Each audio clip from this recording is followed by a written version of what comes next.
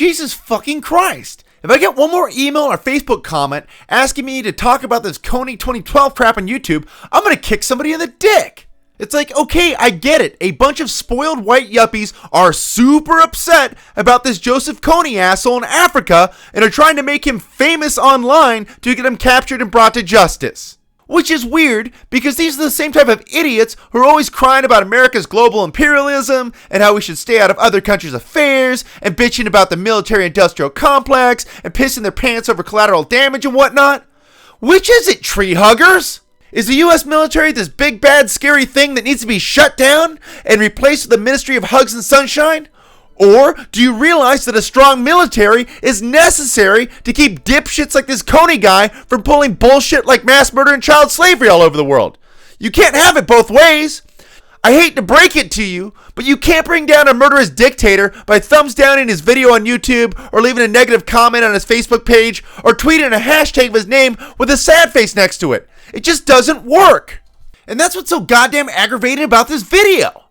The guys who made it claim that they're pacifists, even though they seem to think posing with assault rifles and rocket launchers is pretty cool, which it is. But then, they're so far up their own asses, they'd never in a million years actually get their hands dirty and join the military themselves. They want somebody else to do it for them. And why in fuck's name do you want the US military getting involved with such a clusterfuck like Central Africa in the first place? Have you ever read the book or seen the movie Black Hawk Down?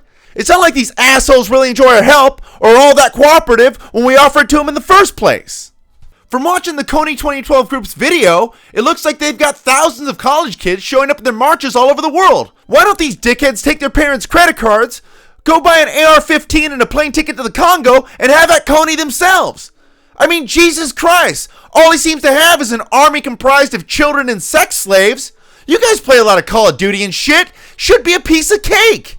But no, they never do that because these jerk-offs say they don't want Kony killed. Just arrested and brought to justice. Which is a pretty fucking idiotic plan if you ask me, because the last time I checked, African warlords didn't exactly just go turning themselves in peaceably and walking off to trial at The Hague under their own volition.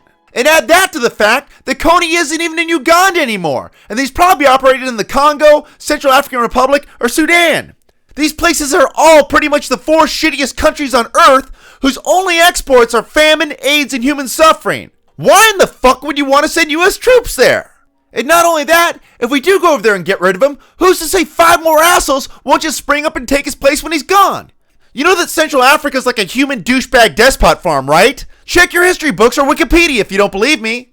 I'm sorry, I know it sucks, but I just can't get on board with putting US troops to ground and in harm's way to solve a situation these countries should be dealing with themselves.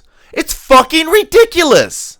However, since this Kony 2012 video has become the most shared viral video of all time, and all of the Keith Olbermanns, Rachel Maddows, and George Clooney's of the world are bound to keep shitting themselves and bugging the US government to do something for the next few months, I've got a solution that will make everyone happy, and it's cost effective too. Stanley the Honey Badger. As you probably know, Stanley comes from that part of the world, and he's got no love for African dictators, warlords, or groups like the Janjaweed or LRA anyway.